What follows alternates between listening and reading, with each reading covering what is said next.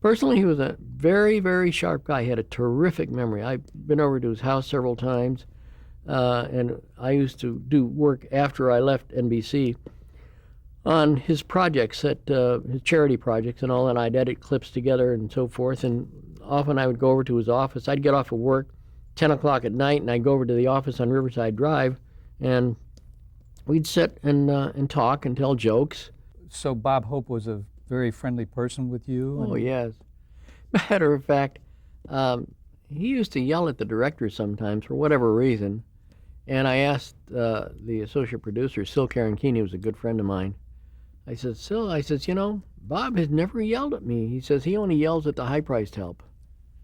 So that's the reason. But he and I got along great, and I've never had an argument with him. And after I left the show, my son took over the editing of all the Hope shows until Hope retired. So, I've known him all these years. His son Kelly used to work for me when I had my own company after I left NBC. And let's see, Linda Hope, Bob asked NBC to let her come down to watch me edit his shows at NBC in Burbank.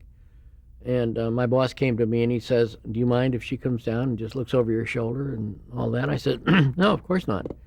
So Linda and I spent a couple of weeks, and she asked all kinds of questions and so forth, and that was her first exposure, I guess. And then later on, I think she went on to a film school in London, I believe, and did a film in India and did all kinds of other things. And now she's running Hope Enterprises now, I believe.